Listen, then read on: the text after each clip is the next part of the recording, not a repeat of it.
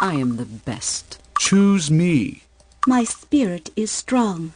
I will serve with the force of darkness. Alright, so there's our Necromancer. So, Necromancer is equivalent to the Sorcerer, except he gets dark magic to begin with. So that means that we get shrapnel and some definitely dangerous magical skills. So, there's a really useless skill, ID monster, so nobody's really worth identifying, mainly because you can get a general idea of like the hit point bar and what have you, so it's not really that beneficial. So alchemy, yes, he can grandmaster in alchemy, so that lets us make black potions. Now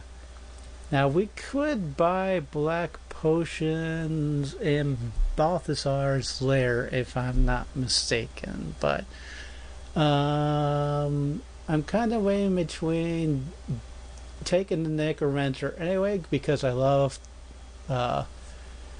getting their reagents. It's always fun to collect those and mix the potions accordingly, and it's cheap and free, so the benefit is that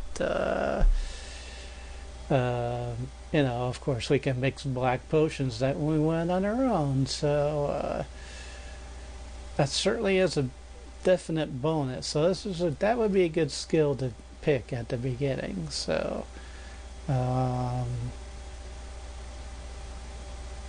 you can pick it as a secondary, like go with like fire and air magic or water or whatever. So I think earth magic can be learned as well, but obviously not as a selectable skill. And so we could pick other necromancers if we want, but I'm not going to do that either.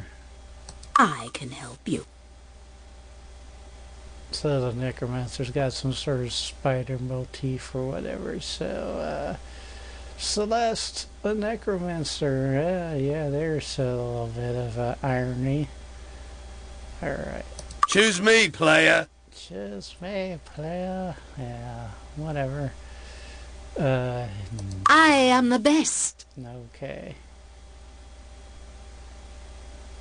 It is me you want.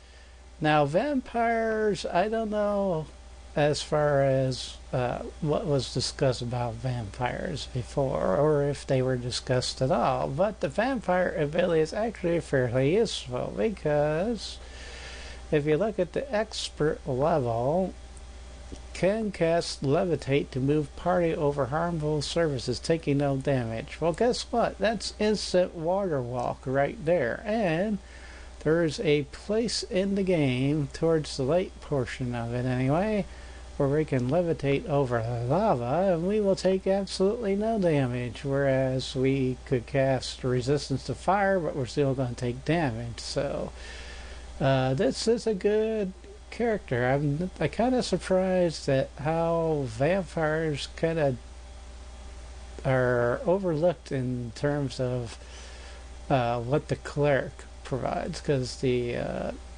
cleric does have some skill, but so if we choose dagger, then they can go ahead and do triple damage of the dagger. So that's actually pretty good. So obviously the vampire is more in the offense department as far as melee goes versus the cleric. Regeneration, now there's a skill worth discussing. So okay, so we don't really need master level. Expert level is a good point to stop at if you can get it. So because with expert level you get 2 hit points like every few minutes or whatever the time clock is for, and so eventually we would recover all damage if we weren't going in combat all the time. So alchemy, I don't think you can grandmaster it. Yeah, you can only master it. So but yeah, regeneration, yeah, that's a pretty good skill. So let's just go on to the other character selections. Again, he doesn't have a racial bonus. He's human, so humans only get one. I can help. Pick me! I am the best. Good, you found me. Okay, so the Dark Elves are kind of secondary necromancers in a way, and by that I mean that they can learn magic skills. They're like archers basically in the other Might and Magic games. So yes, they can grandmaster the bow, 2 arrows and then damage. So what can they master besides that? Alright, so they can do swords, and I don't think they can do much with daggers. So triple damage, but yeah, so merchant, so they can grandmaster at merchant, so they're a good character to select. They don't have clerical ability, so that's a bit of a not as much of a benefit, but grandmaster merchant lets us get full cost for all items that we have. Then perception, so that means that we see like hidden stuff like traps and what have you.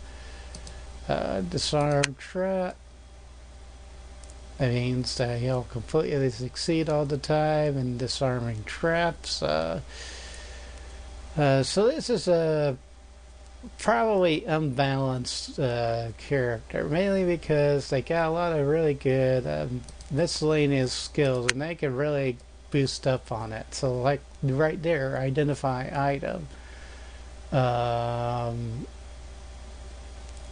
So they can master ID items. So that means if they get master at level 10, that they can identify everything pretty much. So trying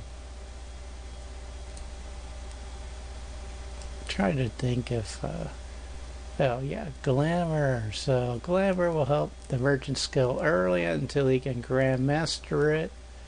I don't know as far as their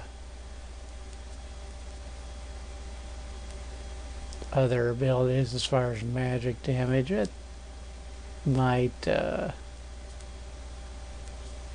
be decent, but nothing home to write about. So the normal ability is definitely a beneficial one, but the other ones kind of, hit or miss. So now this is the first class where the racial bonuses come into play. So if I try to increase endurance, it's going to cost me 2 bonus pool points. So we don't want to do that. In fact, yeah, we could really knock down the endurance, but we don't want to do so. So they get double for accuracy, but they only get like 1 for intellect. So they're okay class to choose. Again, it's really up to you and what you really want to do and who you want.